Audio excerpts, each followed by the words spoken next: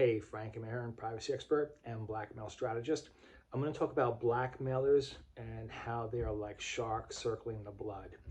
Because once they know they have you, they just come at you, they bombard you, they hit you hard with messages just over and over and over again. Pictures of your spouse's Instagram, your LinkedIn page, your company website, people on your Facebook page, whatever it may be. If they got a database report, they send you your address, your mobile number, your spouse's information.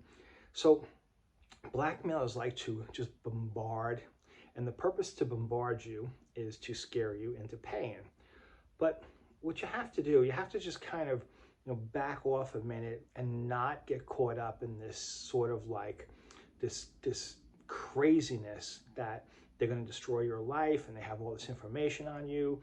Because if you focus on that, you're going to be victimized, and you're going to allow yourself to give control of the blackmail to the blackmailer.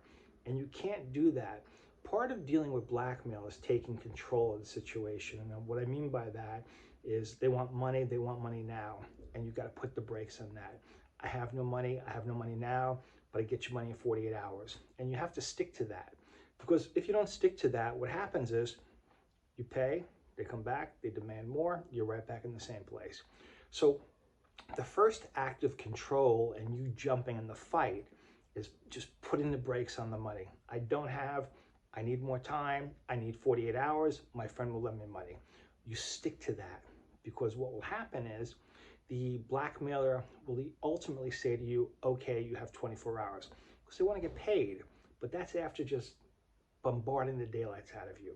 So just be cool as far as that goes. And the 48 hours gives you time to, find help. The other thing blackmailers do is tell you to check in every morning. Do not check in. Do not ever contact them. Only respond when they contact you, because they want to have that control and you under thumb. So you need to slowly break it off. Okay. Now, sometimes they'll say to you, send pictures or screenshots of your bank account. Do not send pictures and screenshots of your bank account, because it's none of their business, for one. And number two, you just don't want to give them that information. And there's nothing wrong with saying, I'm not doing that, because sending you photos has gotten me into trouble. So I'm not sending you pictures of my bank account. Now, of course, they'll complain, bitch, and threaten, but stand your ground. So part of dealing with the blackmailer is learning how to stand your ground, learning to, just back them off and not allowing them to just walk all over you. And this includes, online blackmail from Facebook, Instagram, to sugar daddy blackmail, to escort blackmail. No matter what type of blackmail you're caught up in, you have to just seize the reins. Now, what blackmailers do also is you'll be at work and you say, I can't text. They'll say, send me a screenshot of work. Do not send them a screenshot of work. You got to put the brakes on them telling you what to do. And you have to remember, they're not going to expose you because you refuse to send them a picture of something, because they want money. Blackmail is transactional. It's all about the Benjamins, and they want your Benjamins. So let me just get back to the original point of stalling. Stalling is the first step to getting out of blackmail and controlling blackmail. It puts you in the fight, and it has you lay down the groundwork for stalling, because stalling is how you ultimately get out of blackmail. So if you're being bombarded right now and they're like sharks coming at you, tell them you have no cash. Don't refuse to pay, because if you refuse to pay, that's a different story.